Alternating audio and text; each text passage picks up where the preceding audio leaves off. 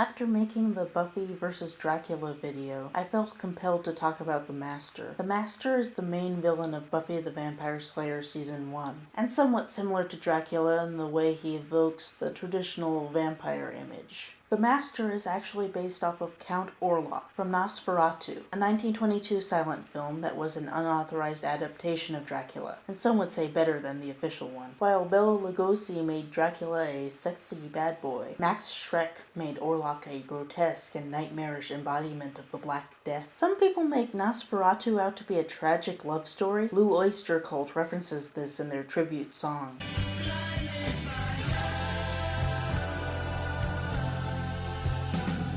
But I can't understand this perspective at all. It's a stalker story. Orlock becomes attracted to Ellen Hutter, the wife of the real estate agent he's keeping prisoner, and he travels across Europe to prey on her. He moves into the house across from her and feeds off of the town, making it look like the plague. In order to save her community, she sacrifices herself by offering her blood willingly. The rape metaphor of Dracula is maintained with the imagery of the innocent woman and the creepy man. So she essentially lets him rape her in order to distract him long enough for the sun to rise and kill him. Incidentally, this is the first vampire fiction to feature this weakness, which is very prevalent in Buffy. There's something you forgot about too.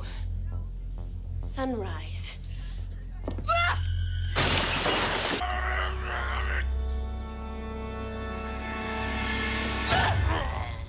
It's in about 9 hours, moron.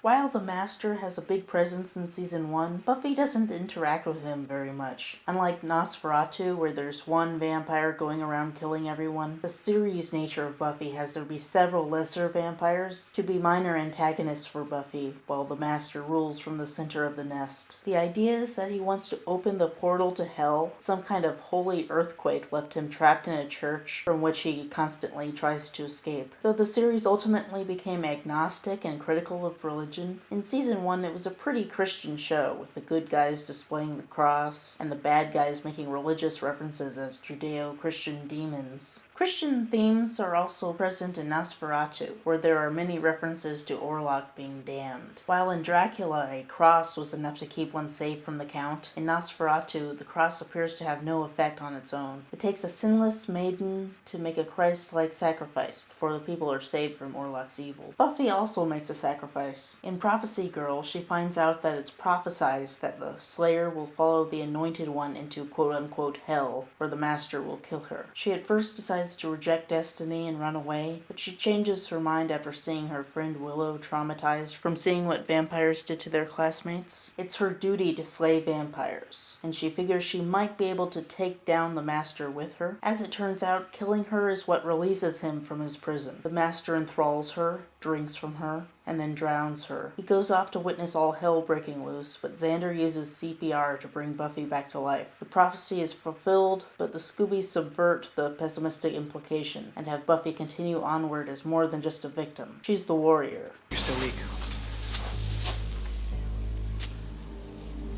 Oh. No, I feel strong. As I said, Ellen sacrificing herself to Orlock has implications of rape. This is part of what makes the Orlock character so creepy. This kind of imagery is invoked in Buffy. The drinking of blood is sensual anyway, and is often used as a sexual metaphor. Oh God, the power. When Buffy goes after the Master the second time, he tries to enthrall her again, and there's a moment where he holds her and she looks vulnerable. There's a sense of the vampire's dark embrace, the twisted eroticism popularized by Dracula, as performed by a creature that looks like Orlock. You have fruit punch mouth. What?